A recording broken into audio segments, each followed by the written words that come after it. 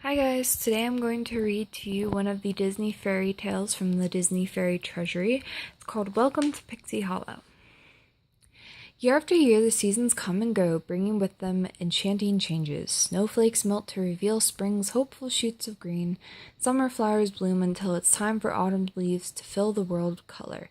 It may appear to be magic, but in fact these transformations are the work of fairies.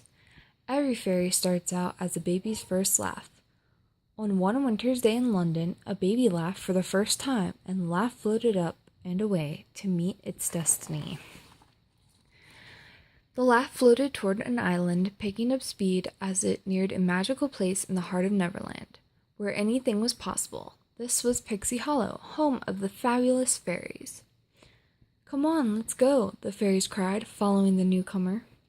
Vidya, the fastest flying fairy, used her speed to guide the delicate wisp into the branches of the pixie dust tree. A dust keeper fairy named Terrence came forward and sprinkled the wisp with pixie dust. It flickered and let out a tinkling sound, then took the shape of a tiny, adorable fairy. All the other fairies welcomed her as she gazed around her surroundings with wonder. The new fairy looked up as Queen Clarion approached. "Born of laughter, clothed in cheer, happiness has brought you here. Welcome to Pixie Hollow," said the queen. Then she helped the fairy unfurl her wings.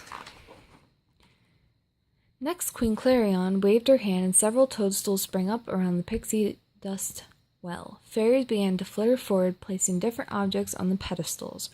Rosetta, a garden fairy, brought a flower. Silver Mist, a water fairy, carried a droplet of water. Iridessa, a light fairy, placed a glowing lamp on her pedestal.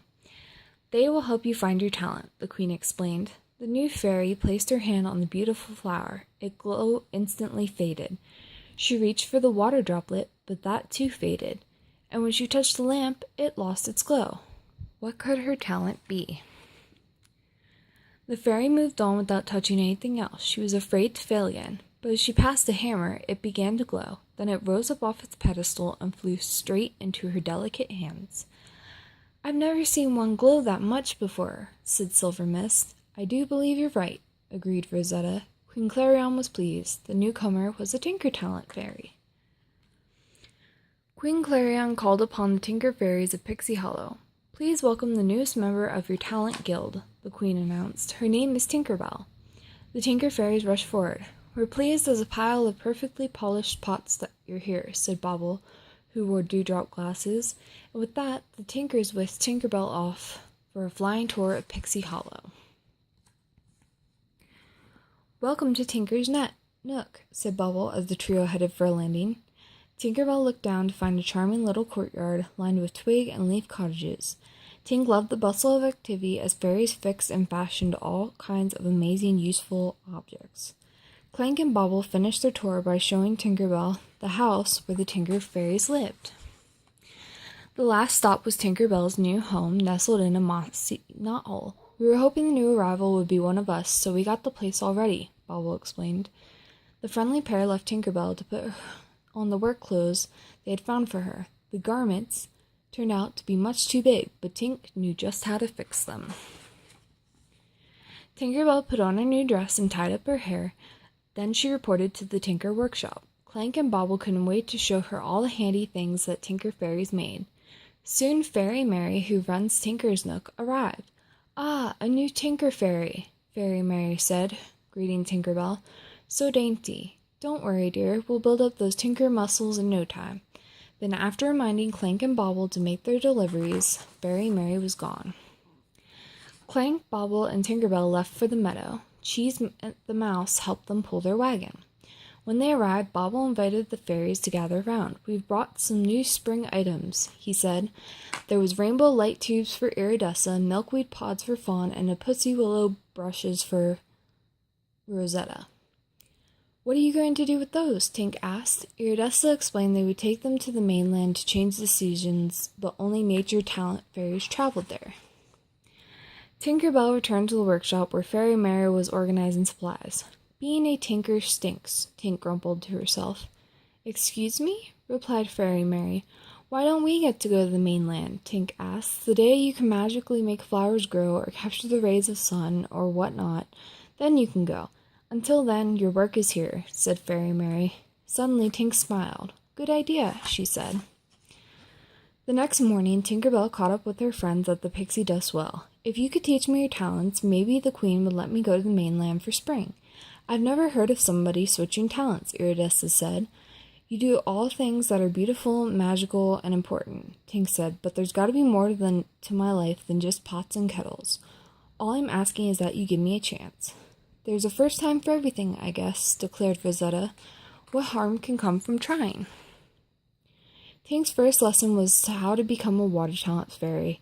Silvermist showed her how to lift a dewdrop and place it on a spider's web. Tink tried again and again, each time the dewdrop burst before she could carry it over to the web. Maybe you're a light talent fairy, Silvermist said. That evening, when it was Iridesca's turn to give Tink a lesson, Iridesca captured some of the sunset light in a bucket, then scattered a handful into the air. Dozens of fireflies flew through the glow and lit up their bottoms. Tink tried to copy Iridesca, but the light wouldn't stick to her fingers. Now she was glowing too, and the fireflies thought she was the most beautiful thing that she had ever seen. Fawn had Tink animal fairy lesson all planned.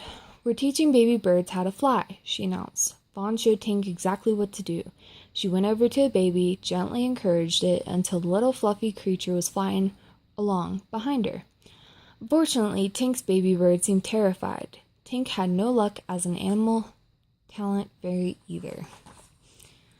A little while later, Tinkerbell flew to the beach. At this rate, should get to the mainland right about, never. She threw the pebble and heard a clunk. Tink went to investigate and found a wonderful surprise, a beautiful porcelain box. Tinkerbell lifted the lid. Wow, she sighed, seeing the springs and gears inside. There were more parts lying in the dirt. She gathered them all up and set to work. By the time her friends found her, Tinkerbell was elbow deep in the box. The girls watched unseen as their friend put the trinket back together. They were amazed. Tink spotted one more part sticking out of the underbrush. It was a brass post with a porcelain ballerina. Tink fitted the post into the lid and gave the dancer a spin. To her delight, the box played music. Tink's friends came out of their hiding places to admire her beautiful work. Do you even realize what you're doing? Asked Rosetta. Creating those gadgets, figuring things out, fixing stuff like this, that's what tinkering is. Tink did love tinkering, but she wanted to go to the mainland more than anything, and tinkering wasn't going to get her there. That night, Queen Clarion called an emergency meeting. The spring preparations were wrecked in an accident. They were going to need to get ready all over again. I don't think we can fix this in time, said the Minister of Spring. We're going to have to cancel spring, or postpone it at the very least. The ministers of winter, summer, and autumn all started to panic. Settle down, pleaded the Queen. Fairy Mary, is it even possible to redo everything in such a short time? Fairy Mary used her abacus. No, she said. When news got around to the fairies, Tinkerbell had an idea. Hello, Miss Bell, said Clank and Bobble. Can we help you with something? Tinkerbell explained that they needed to save spring. Gather up all the twigs you can and tree sap, but most importantly, we need to find lots of trinkets, Tinkerbell said. Everyone flew off in different directions. They brought Tink whatever they could find, and soon the square was filled with a pile of useful objects. Tink showed a group of fairies how to assemble a machine to make berry paint. Next, Tink rigged up some more paint sprayers and set Fawn and Silvermist to work on the ladybugs. Fawn sprayed it on the red and then sent them over to Silvermist to put on the black dots. Tink stood over the collection of knickknacks and lost things, wondering what she could make with them. Suddenly, she put together a vacuum using a glove and a harmonica. It would collect huge amounts of seeds at a time. Everywhere she looked, Tinkerbell could see rows and piles and baskets and buckets of springtime supplies, and more on the way. It's working, shouted Iridesca. Early the next morning, Queen Clarion and the ministers flew down to the square. They couldn't believe their eyes. An ever-blossom opened and gave off a golden glow, signaling that it was time to bring springtime to the world. The fairy of Pixie Hollows cheered. You did it, Tinkerbell, said Queen Clarion. We all did it, Tink replied.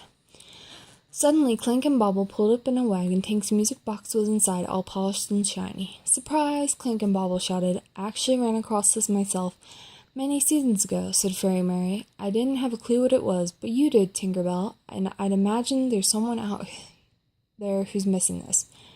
Perhaps a certain Tinker Fairy has a job to do on the mainland. Tink couldn't believe it. She's going to the mainland after all.